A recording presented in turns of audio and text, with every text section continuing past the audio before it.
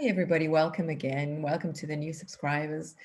And as you all know, this journey is very exciting. Sometimes challenges really seem impossible to overcome, but as we know, it's the knowing that I am, and everything that I believe within myself to be true will always show on the outside of yourself. Because it's not that I'm saying outside is different to inside, but our source from where we draw truth becomes within and not from without.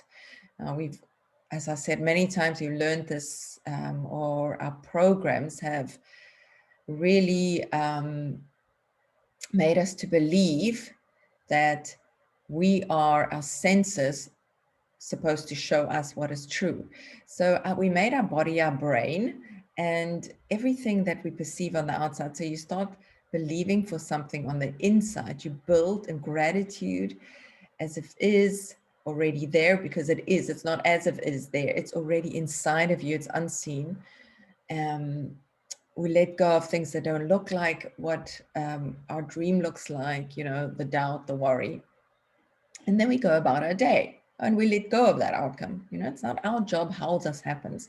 It will start flowing and your life will start shifting.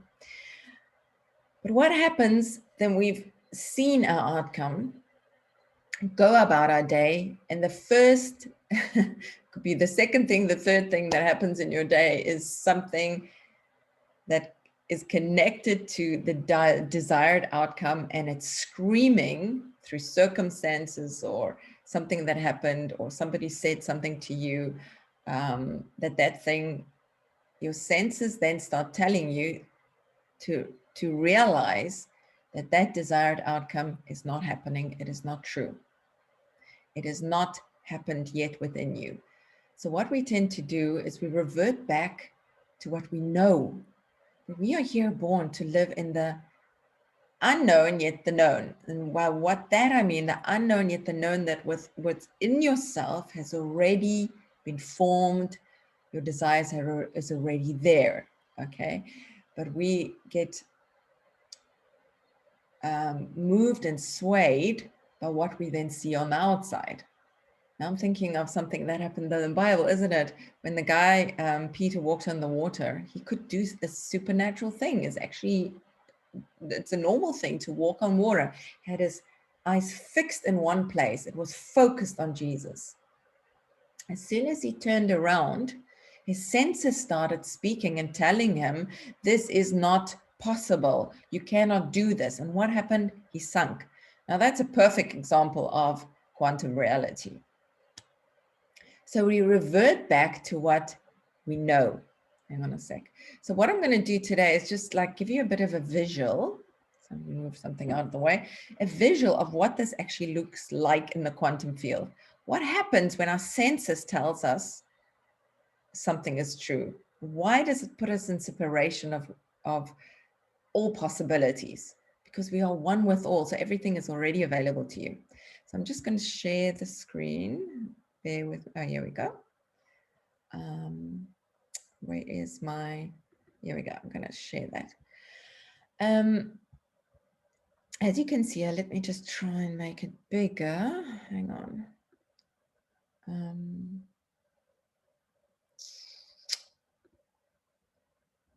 Okay, here you see the old way where we used to think an atom is, which is materia. We know from this picture, we are 99% spirit and only 1% matter. Now, if you look at the quantum model, this is taken from Joe Dispenza's book, so thank you, Joe.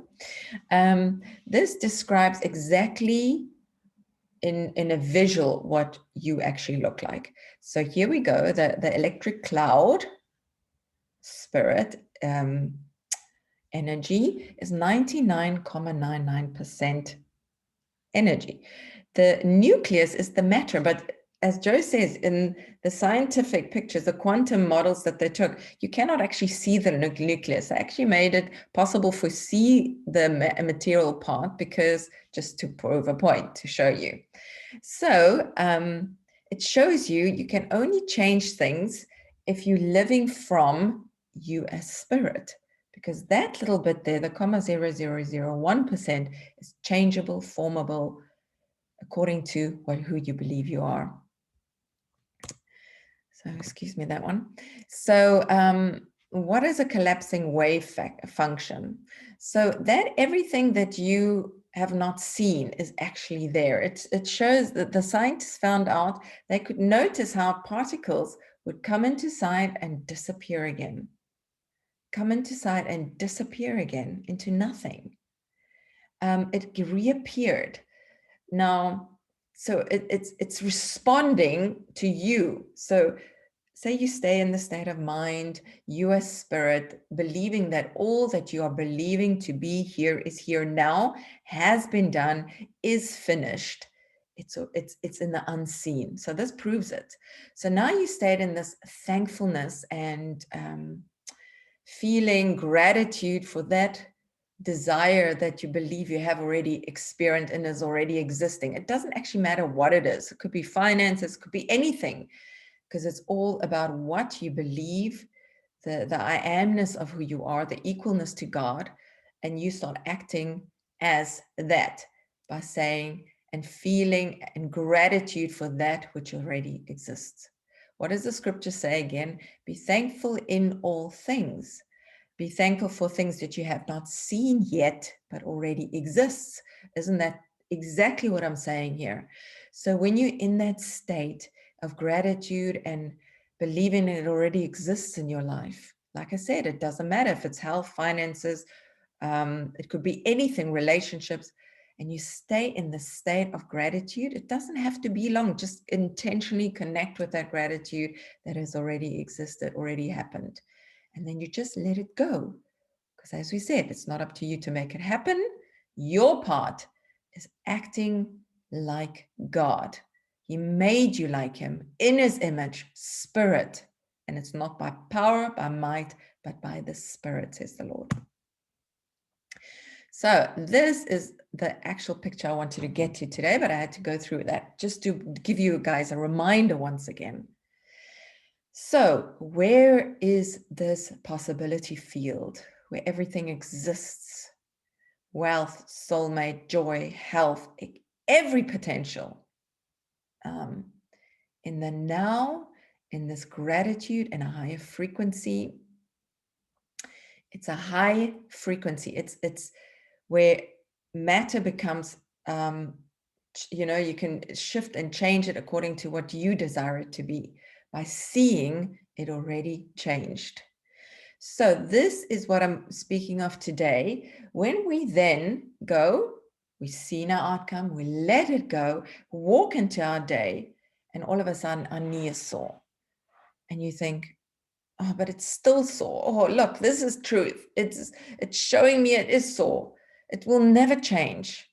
I really desire it to change. What happens then? You immediately go into separation from the nowness, the oneness in your mind only. But you have the power. You are powerful. So you immediately shift into the future. Now you've just gone back into predicting your known. It's been so, it's going to be so, nothing will change. So you're in separation. Say we take something that happened yesterday or a week ago. You had an argument with a friend or anything, it doesn't matter. You got laid off from a job, you're angry, you're experiencing distress. That is yesterday. Now today, you're sitting at home being worried about what has happened, you're worried about the future, so you're constantly in a state that you are not really meant to function in. And we're not judging that where you are right now. It's not that. It's just becoming aware that thinking about what was, what is going to be in your known field of what you know is true, what the world told you is true, is going to keep you in separation of not being in the now, experiencing the fullness, heavenly field, quantum field of all that has been made available. You are so powerful. We are also powerful. But it just takes being consciously aware that, just like the scriptures say, Do you watch the birds scrambling around in anxiousness about what they're going to eat or what they're going to drink? No, because they know they've been provided for. They know that they have been provided for. Look at the lilies in the fields. They are so beautiful. Did they do anything to obtain their beauty? Yet they're more beautiful. I can't really remember what it said, beautiful than Solomon's temple or something. I can't remember what it says, but you can go look it up. No. So what is this about? It's about the state that you are in now, in the nowness, in the presence, present. Okay. So when you're going to think this, how this works. So now you had an issue a week ago, yesterday. What happened? That is already yesterday. It's already past. It's gone. But what do? We connect to that experience. We experience that emotions over and over again because we don't allow ourselves just to let go of emotions that keep them locked in the past. Then we get worried about the future. We separate ourselves from all that's available, and we go into a feeling, we're going into stress, we're going to worry about tomorrow. Yet all has been available now, in the now. We let our senses, notice, worry, thinking about the past. In the future is stressing about the bank account, stressing about things that could be in 6 months, instead of realizing that you have the power to make the unseen into the seen right here and right now, and only in the here and now. And you're born to live in this thankfulness, gratitude, let go of everything that does not look like love, peace, gratitude, rest from a position of presence, love, abundance. And when you start practicing this and start letting go, let's just do an exercise right now where you are. Become aware of how you're feeling. Maybe you're already conscious of something that's bugging you. It's like a hamster wheel. You keep on overthinking something. Just stop for a moment. Just take a deep breath and just stop. Be still and know that God is God, that you are equal to him, that you are the same, that you are made like him. Spirit, allow that to be real right now. That your thoughts are like him. So if you sense there's any thought and feeling of anxiousness that come up, or feelings of I'm trying to control everything, I'm trying to figure stuff out, could you allow that just to be here right now? Could you allow all of it just to be the way it is?